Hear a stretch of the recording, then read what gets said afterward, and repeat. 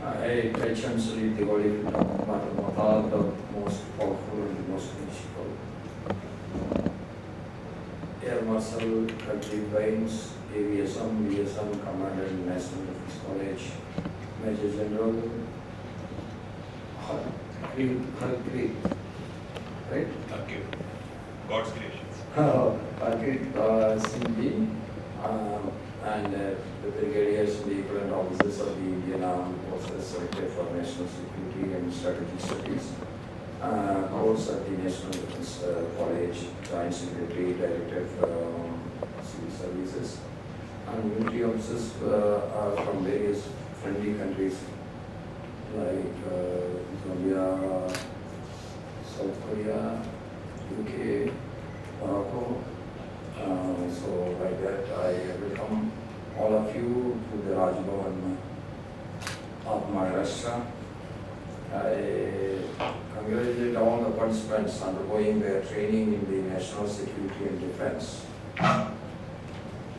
Studies course being conducted at the National Defense College. The NDC, based in New Delhi, is India's premier educational institution for the study and practice of national security and strategy. Established more than 60 years ago, this institution is running by the Ministry of Defense as a reputation for excellence and has achieved world renown. That is the achievement of this institution and the reputation what it is, and it is all because of the dedicated trainers and the people after getting the training, their performance in the field. That is a very, very unique achievement. Till the date, the institute has trained thousands of officers from India and various other friendly countries. All these officers have provided leadership in various fields in their respective countries as well as in our Indian borders. I am happy to know that the number of foreign students participating in the course has been growing steadily. That means the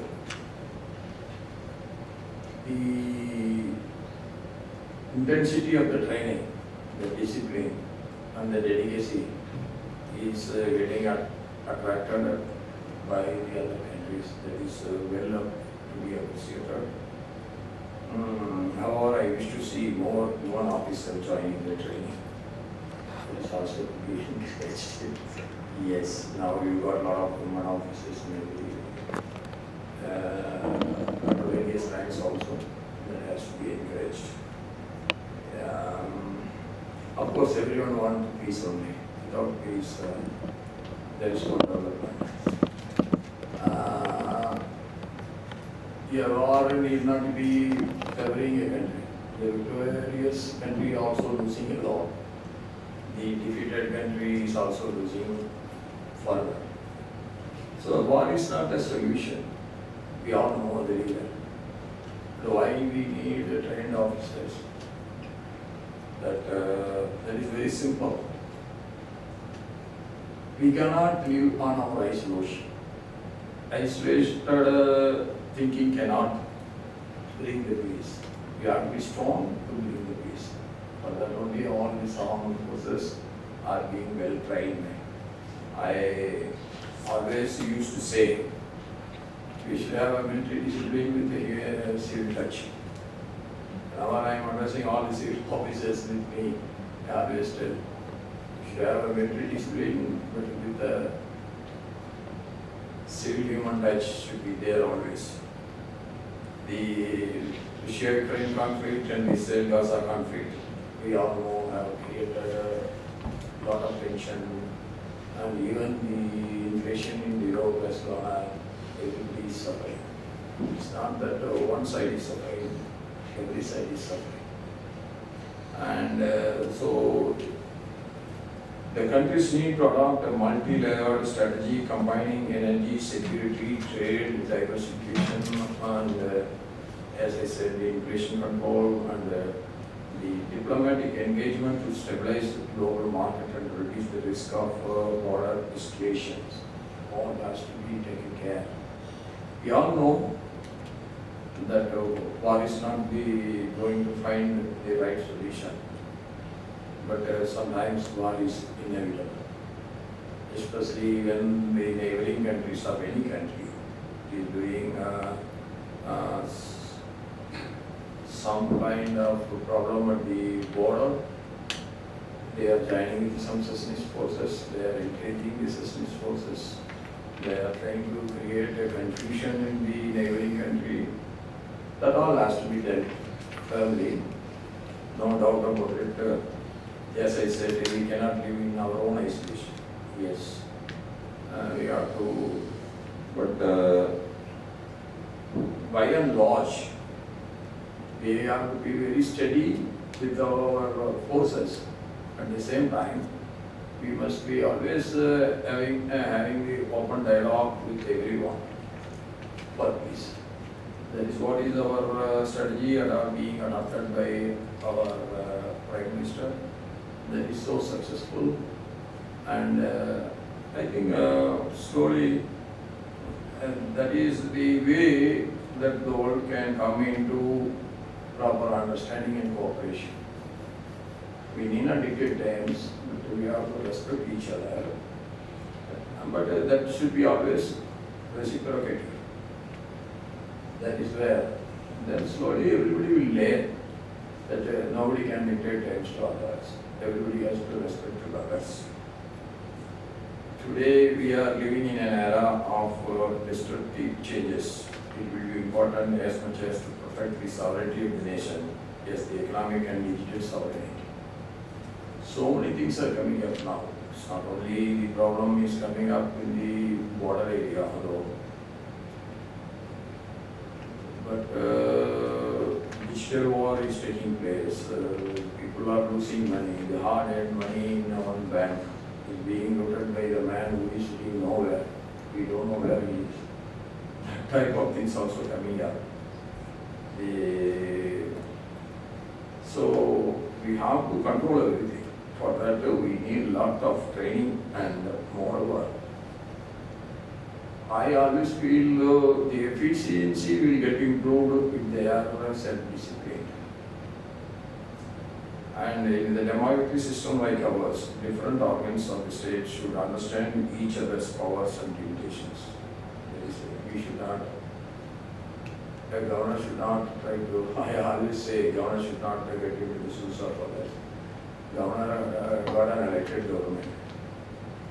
So governor should act within his powers to encourage the elected government to perform better.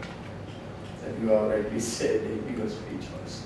The same thing I am also adopting, and I am very firm believer of it. That every freedom should be given, but that should be properly monitored.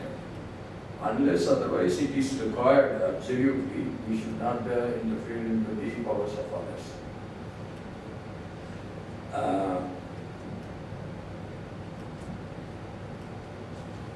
And this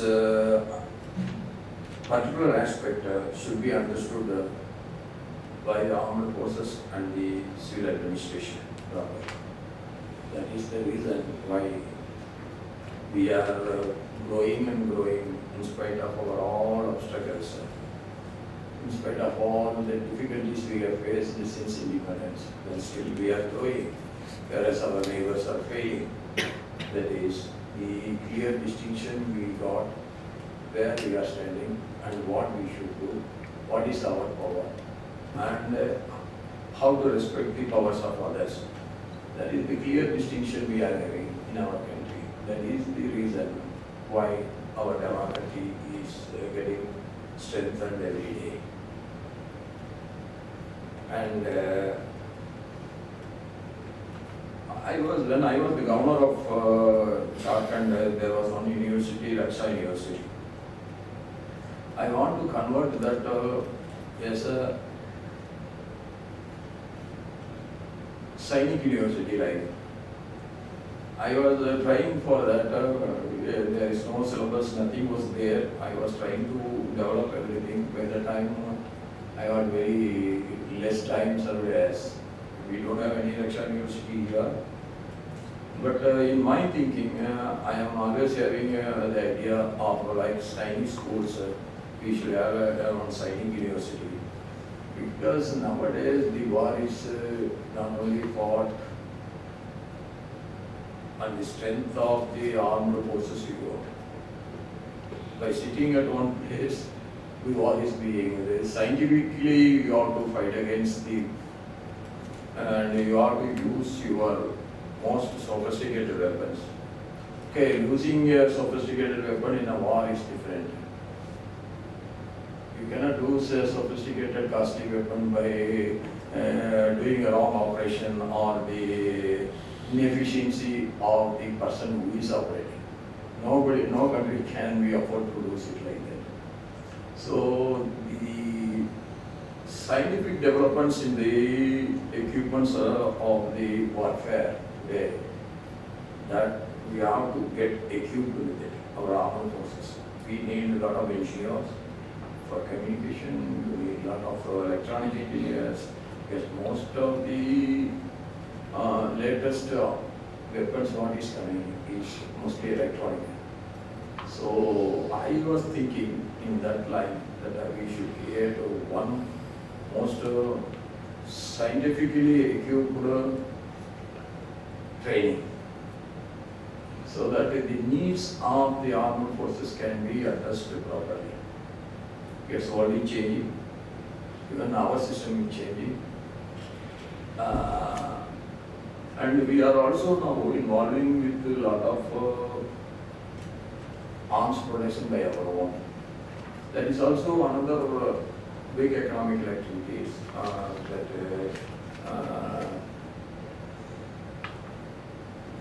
defense equipment